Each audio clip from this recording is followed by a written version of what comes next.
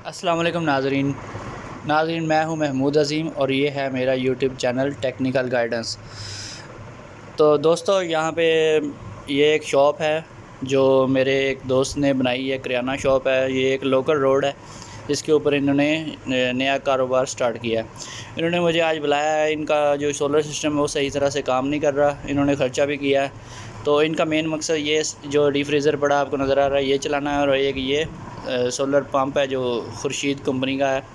तो ये दो बैटरीज़ इन्होंने लगाई हुई हैं, तकरीबन 80 AH की बैटरीज़ हैं, यानी कि 15 प्लेट्स बैटरी। और ये फ्रोनस है, जियोन सीरीज़ है और 2.5 किलोवाट का इन्वर्टर है। ये इन्होंने 20,000 का लिया था, तीन महीने पहले की बात है। अब ये 23 से 24,000 का मार्केट में सेल हो रहा है। तो इसकी जो सेटिंग है इन्होंने बहुत ही गलत की हुई है। इनको एक अनाड़ी कारीगर मिल गया था जिसने बहुत सारी गलतियाँ की हैं इसमें। तो इनकी जो चार्जिंग है, 4 इन्होंने सोलर पैनल्स लगाए हुए हैं 170 वाट के। तो वो जो हैं चारों पैनल्स जो है ना वो इतना ज़्यादा इनको एफिशिएंसी नहीं दे रहे। इनकी चार्जिंग जो है 8 से 9 एम्पेयर पे हो रही है, तो जबकि ये 13 से 14 एम्पेयर या 15 एम्पेयर तक जानी चाहिए चार्जिंग। तो इन्होंने कुछ गलतियां की हैं। ये जो बैटरी वायर्स इन्होंने लगाई हुई हैं ये 6 mm की वायर यूज़ की हुई है, वो भी लोकल वायर है। ये तो वायर जो है बैटरी से इन्वर्टर को कनेक्ट करती है, और इसकी लंबाई भी आप देख लें 6 फुट या 7 फुट के करीब लंबाई है।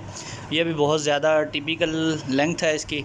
तो जो इन्होंने सोलर की पैनल से आती है वायर, वो भी इन्होंने बहुत ही पतली वायर यूज़ की हुई है। तो वो भी 6 mm है, लेकिन वो लूज़ गेज में है और वो प्योर कापर भी नहीं है। इन्हें चाहिए कि चूँकि ये 70 एम्पेयर बैटरी से ड्रा करता है अपने फुल लोड के ऊपर, फुल लोड ये 7 एम्पेयर तक की कैपेसिटी रखता है।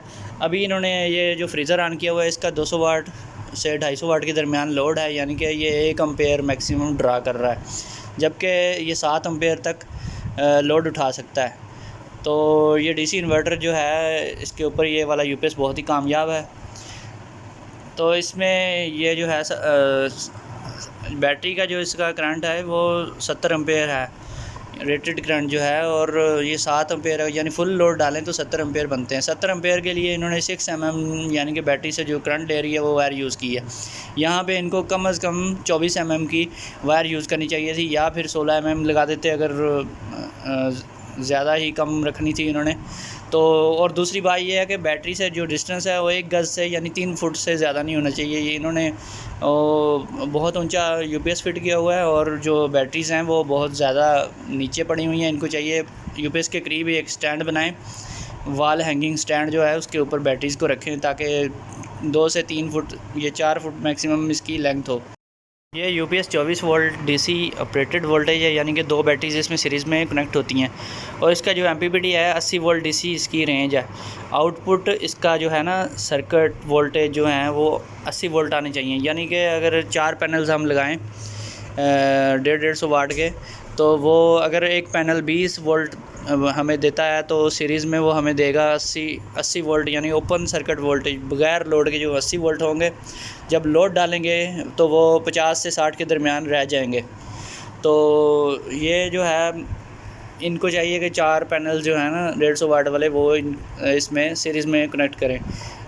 तो इन्होंने 170 वाट के लगाए हैं, वो भी चारों सीरीज़ में लग सकते हैं।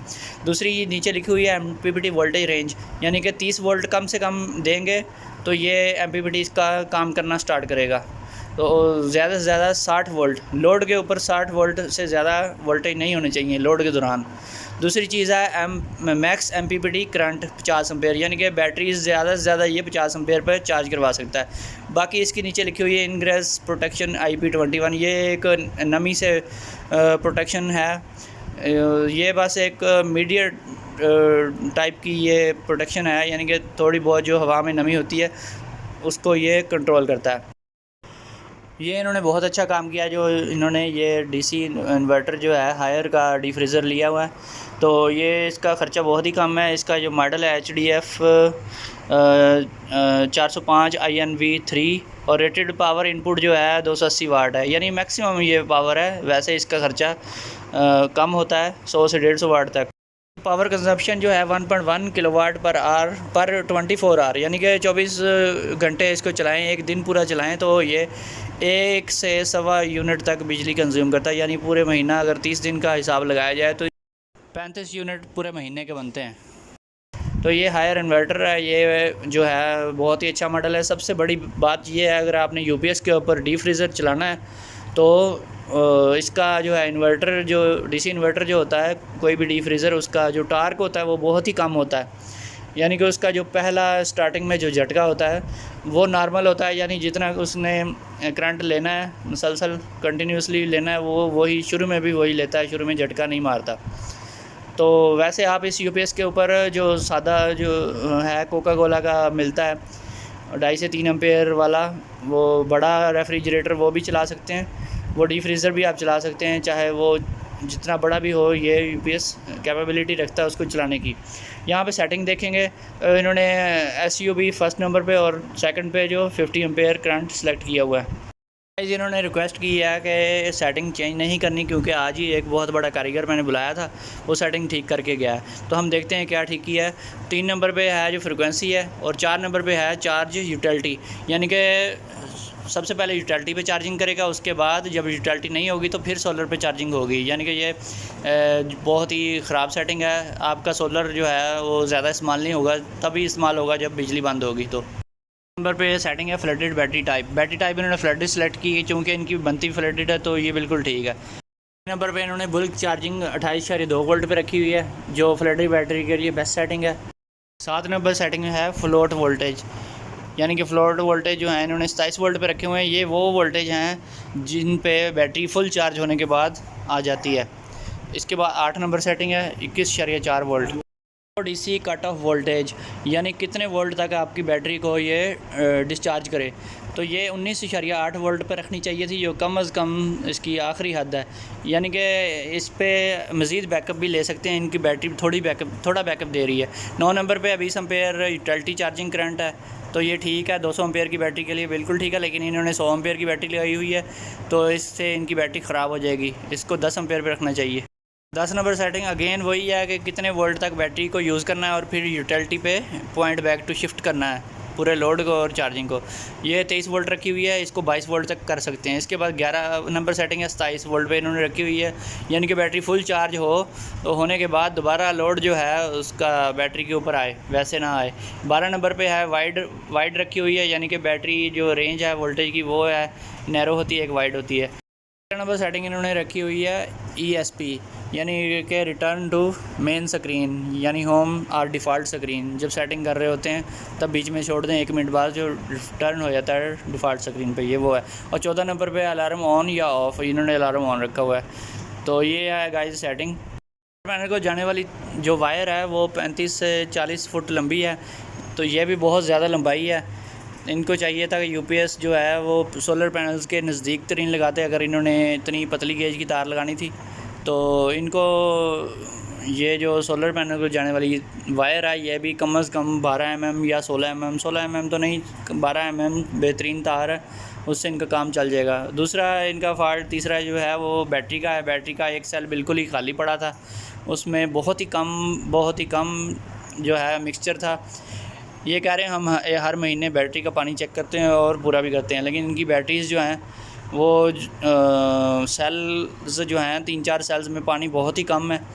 तो ये बहुत ही अहम चीज़ है। बैटरी का पानी जो है अगर एक दिन भी खुश्क होकर चल जाए तो बैटरी डेड हो जाती है, और फिर आपकी जो बैटरी 2-3 साल चलनी होती है वो 1 साल के अंदर ही, बल्कि उससे भी पहले फ़ारग हो जाती है।